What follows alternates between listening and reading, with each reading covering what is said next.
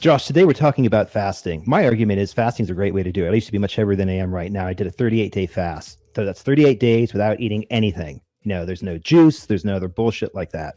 And what I found from this fast is I started maybe like 290-ish or so, thereabouts, got all the way down to like 240-ish or so. But through the period of this, you basically throw your body into deep ketosis, more on that in a second. But as a 6-foot male in mid 30s, I was losing on average, and this was like, clockwork, 1.13 pounds a day. Now, it would vary slightly depending upon what was going on, but I was measuring myself once in the morning, once in the evening. It was absolutely the case. There's two really good resources I recommend, just pausing for slightly. One is Cole Robinson's Snake Diet channel. He does a YouTube channel, amusing fellow, but he knows his stuff. The other one was a book that was recommended to me by someone who's studying to be a occupational therapist, and it was called The Pleasure Trap. Both of those, tremendous resources. But what I found is when you get into a fast, it's a little annoying getting into a fast at first or whatever, right? Because your body is shifting over from, normal mode to ketosis. So let me just pause really quickly and say, yes, it is true. If you do not eat anything or drink anything, you are going to die. That is a true statement. But it is also an equally true statement that is equally as forgotten that before we lived in modern society, what the hell do you think our ancestors did way back in the day, when they ran out of food on the plains or, on the savannah? You think they went to Whole Foods? You think they pulled up to Trader Joe's? You think they did an online order at Safeway? No. Fasting is a completely natural state, I would argue, for the body to be in. And I would say it's actually probably quite beneficial because just like with the company going through like a rank and yank motion, it allows your body to kind of shut things down, review itself, and basically through the process of autophagy, or one of the processes being autophagy, kind of get things rearranged. Anyways, the point is that when you get into like by the end of day 3, day 4, whatever, right? If you're doing a true fast, so you're not taking any calories, but you're still drinking water, you will be in ketosis. And like the way we describe ketosis to people is, imagine you're driving your car on eco mode. The car still functions, you still function, you can still think or whatever, right? But the one thing where you will notice a difference is, let's say like you run up the stairs of your home or you throw yourself out of bed or whatever, right? You'll feel very lightheaded for maybe 2 seconds or so. Does that an iron deficit? I don't have to do an iron deficit. I think what it boils down to is that when you take the glucose, so you have like 24 hours worth of, in very, very rough terms, you have like 24 hours worth of like, easy to access like rocket fuel in terms of sugar in your blood, and like another 24 hours of like glucose or whatever the fancy thing is stored in your liver. And so you go 2 days without eating, what's going on is you first deplete the sugar, the easy to use energy in your blood, and then you go after the liver. So the liver then basically disgorges, that. Then the liver has to transition into ketosis, which is taking, your fat cells and turning it into energy. And what happens is we start fasting.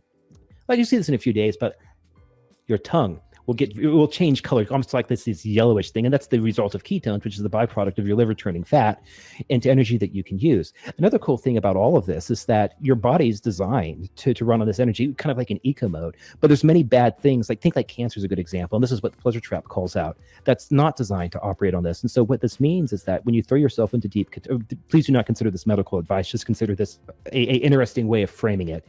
If you're dealing with, let's say, cancer cells or whatever, right? The cancer cells need the easy to use energy to continue to grow and be malicious in the body, be antagonistic to the body. But the cancer cells, again, as I poorly understand it, never really developed the alternative way of using ketones, like this alternative energy system. And so when you throw your body into deep ketosis, there's a healing aspect that can be realized, because a lot of the bad things in your body can no longer get the energy they need because they've never developed the alternative pathway from the ketosis process in order to get, the energy they need.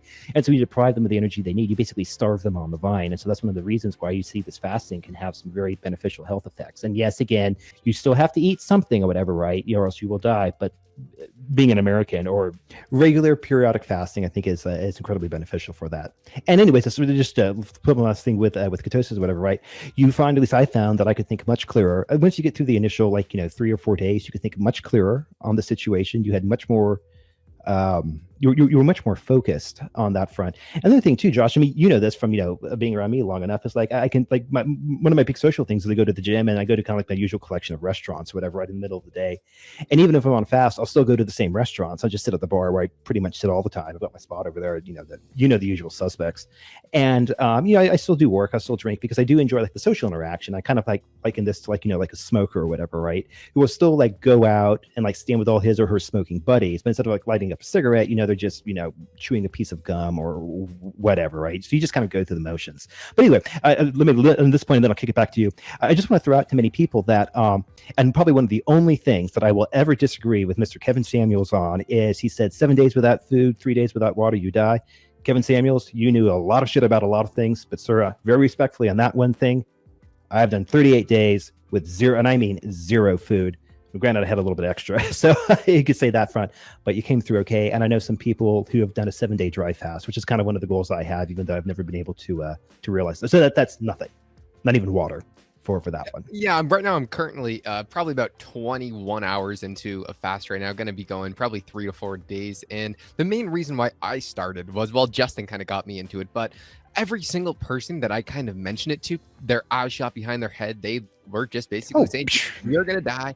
And if you go on the media, they absolutely hate fasting. And I just have realized that whether it's for the right or wrong, but when every other person, especially if the media is pushing only one sort of objective, I just am, my brain is hardwired to do the opposite. And it's kind of like, after I did it, it's kind of like doing an oil change for your car. You kind of just, it cleans out the organs. It gets a lot of the kidneys. I mean, if you're an American like us, you eat shitty food.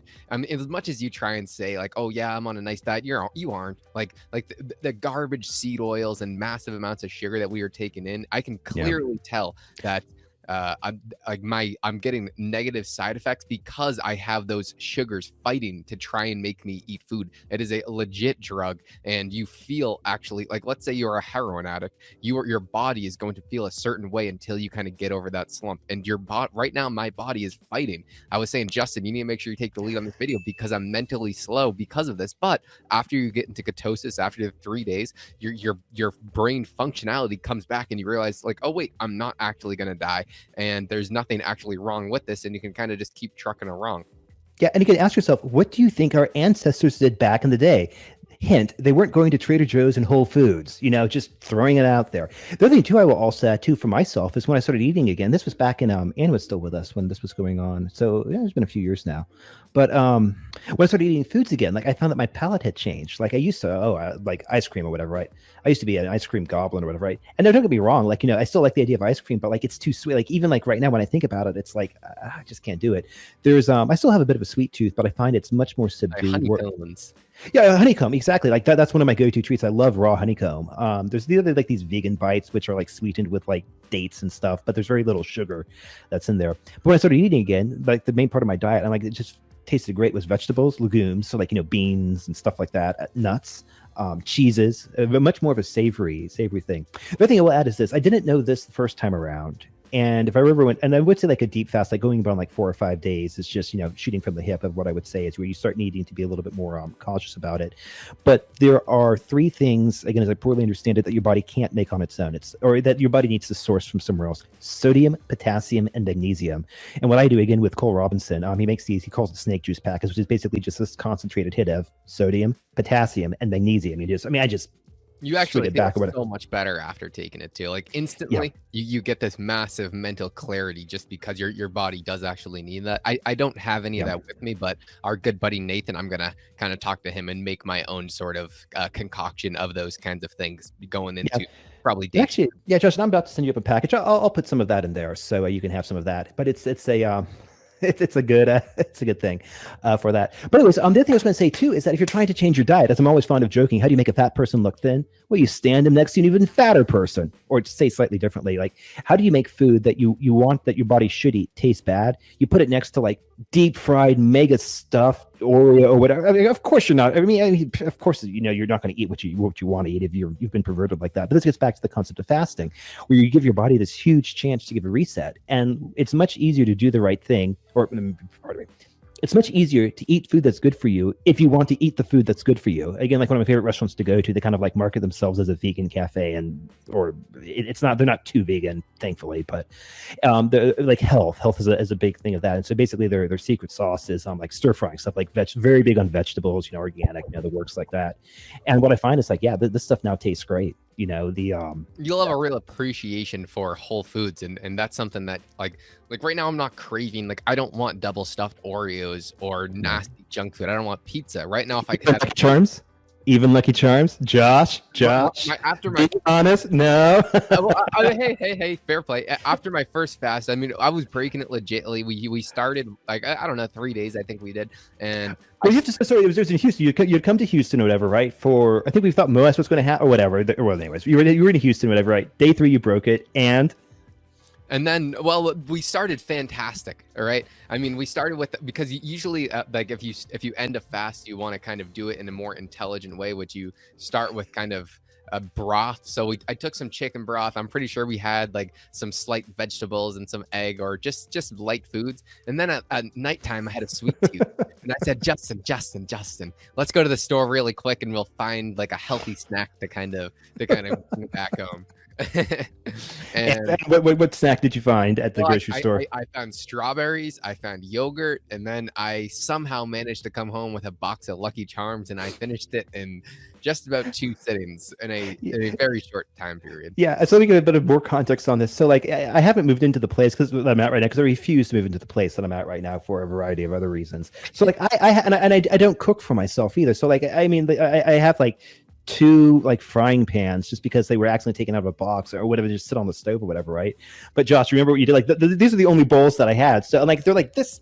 One of them's like huge, Well, it was huge. legit. Like you would be frying. I had my a box of cereal out of a frying pan with milk and like one of those plastic spoons that you get from any restaurant. Yeah, bachelor life forever. But Anyways, I'm gonna, like, my goal with this fast is to be much more intelligent with how I actually break it and how I continue long term. Because as Justin was saying, this is a reset. I mean, if you have a yeah. box of cereal, like you're gonna continue to eat shitty food, but it is actually like 100% for real. Like if let's say after this fast I just start eating healthy, your body is not going to crave this nasty garbage, and when you eat it, it's not going to taste the same, and it's actually going to taste much worse. So my goal is to start to eat much less processed food, trying to cut out most seed oils and a lot less sugar. And that's at least I want my sugars to be from much more natural sources instead of from candy sources.